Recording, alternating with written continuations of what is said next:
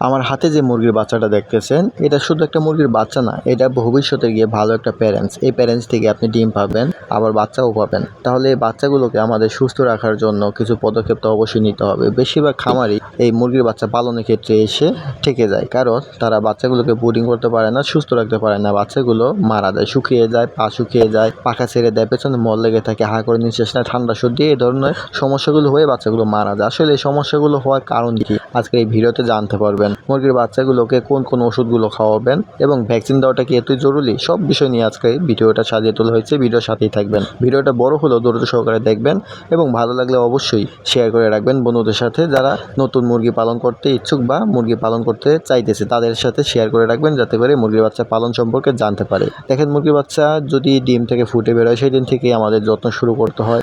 অনেকে কি করে, মুরগির বাচ্চা ডিম থেকে ফুটে বের হলেই সাথে না ছেড়ে দেয়। আসলে ছেড়ে দেওয়া যাবে না। একটা বিষয় খেয়াল করবেন যে মুরগির বাচ্চা ফুটে বের হলে যে ডিমের কুসুমটা যে অংশ দিয়ে ঢুকে, সেটাকে আমরা নাভি বলি, সেটা কাঁচা থাকে কিনা। এই কাঁচা থাকলে কিন্তু বুড়ার নিউমোনিয়া হয়, হাঁ করে নিঃশ্বাস নেয়, ঠান্ডা লাগে, পেছনে মল লেগে থাকে।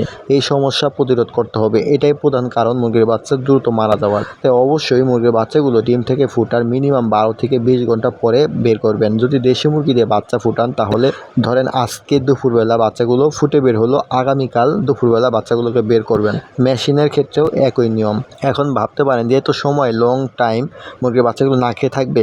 যদি আপনি টানা 3 দিন মুরগির বাচ্চাগুলোকে না খাবার দেন, মুরগির বাচ্চার কিচ্ছু হবে না। 3 দিনের খাবার তারা ডিম থেকে নিয়ে আসে। সো এত তাড়াহুড়া করার কোনো প্রয়োজনই নেই। সর্বপ্রথম মুরগির বাচ্চাদের বের করেই খাবার দিবেন না, পানি দিবেন। পানিতে লেবুর পানি, লাইসুইট, গ্লুকোলাইট, ইলেকট্রোলাইট এগুলো দিতে পারেন। যদি বেশি পরিমাণে বাচ্চা হয়, গ্লুকোজ দিতে পারেন, বা রেনা সি, ভিটামিন সি, এগুলো ভেটেরিনারি ওষুধের দোকানে পেয়ে যাবেন। লাইসুইটের দামটা একটু বেশি, সহজলভ্য হলো লেবুর পানিটা দিতে পারেন। 30 দিন টানা, 30 দিন দুপুরবেলা লেবুর পানি, গ্লুকোলাইট বা ইলেকট্রোলাইট অথবা ভিটামিন সি এগুলো দিয়ে পানি দিবেন দুপুরবেলা। তাহলে আপনার মুরগির বাচ্চাগুলো রোগ প্রতিরোধ ক্ষমতা বাড়বে, স্ট্যামিনা বাড়বে, চলাচল করার শক্তি পাবে।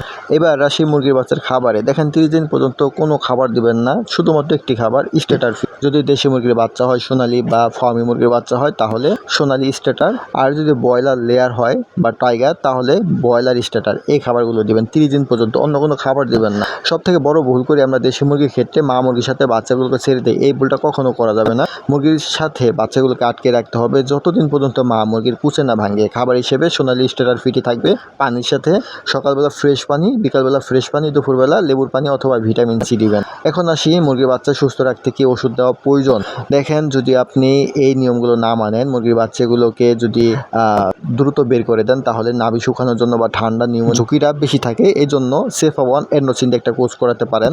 এতে ভালো হয় যে মুরগির বাচ্চাগুলো মৃত্যু ঝুঁকিটা অনেকখানি কমে যায়। দ্বিতীয় দিন বয়স থেকে, মুরগির বাচ্চার বয়স 2 দিন হয়ে গেলে সেফা-1 এন্ড্রোসিন দিয়ে লিটারে 1 গ্রাম করে অথবা 1 ml করে টানা 3 দিনের একটা কোর্স করাবেন। 24 ঘন্টা চলবে এই পানিটা, ওষুধের পানি 24 ঘন্টা চলবে। তাই বলে একবার ওষুধ গুলালে সারাদিন না, প্রতি 3 থেকে 4 ঘন্টা পর পর পুনরায় ফ্রেশ নতুন পানি দিয়ে ওষুধ গুলিয়ে দিবেন। 3 থেকে 4 ঘন্টা মেয়াদ থাকে। এই 3 দিনের কোর্স শেষ হয়ে গেলে থাইবিন খাওয়াবেন। থাইবিন খাওয়াবেন এই জন্য মুরগির বাচ্চাগুলোর যাতে করে টাল, ঘাড় বেঁকা, পা বেঁকা, হাঁটতে না পারে, এই সমস্যাগুলো না হয়। তারপরে মুরগির বাচ্চাগুলোকে সুস্থ রাখার জন্য, পুষ্টি নিয়ে যাতে করে বড় হতে পারে, শক্তি পায়, ভিটামিনের ঘাটতি পূরণ করার জন্য ভাইটাল অ্যামাইনো দিতে পারেন 12 দিন থেকে 16 দিন পর্যন্ত লিটারে 1 ml করে। এরপরে আসি একটা গুরুত্বপূর্ণ ওষুধ হলো জিঙ্ক। জিঙ্ক ওষুধটা এই জন্য খাওয়াবেন বাচ্চাগুলোর হাড় যাতে করে শক্ত হয়, ডানা শক্ত হয়, মুরগির বাচ্চা নতুন পালক গজায়, খাওয়ার রুচি বাড়ে, দ্রুত বড় হয়, স্ট্যামিনা পায়। এজন্য জিঙ্ক সিরাপটা 25 দিন থেকে 30 দিন পর্যন্ত খাওয়াবেন।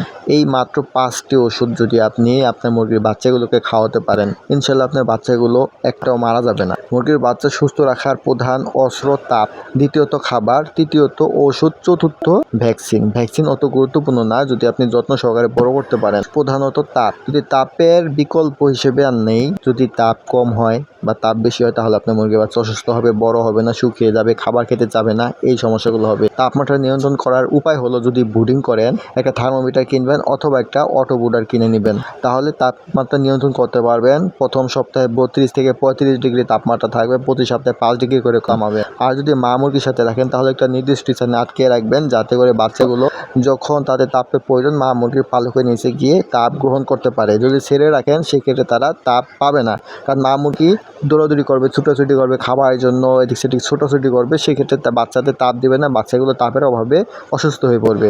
আপনি এই বিষয়টা খেয়াল রাখবেন তাপ, দ্বিতীয়ত খেয়াল রাখবেন খাবার, তৃতীয়ত ঔষধ, চতুর্থ ভ্যাকসিন অপশনাল। যদি হিউজ পরিমাণে বাচ্চা হয় সেই ক্ষেত্রে আপনি ভ্যাকসিন দেন। আপনার যদি দেশি মুরগির বাচ্চা থাকে অল্প কিছু, তাহলে আপনি ভ্যাকসিন ছাড়াও অল্প যত্ন সহকারে পালন করলেও আপনি মুরগির বাচ্চাকে সুস্থ রাখতে পারবেন। বেশিরভাগ সময় আমি আমার দেশি মুরগিকে ভ্যাকসিন দিই না, ইনশাল্লাহ আমার মুরগির বাচ্চাগুলো সুস্থ থাকে। আপনারা যদি এই নিয়মগুলো মেনে মুরগির বাচ্চা পালন করেন, ইনশাল্লাহ আপনার মুরগির বাচ্চা একটাও মারা যাবে না, বাচ্চাগুলো সুস্থ থাকবে।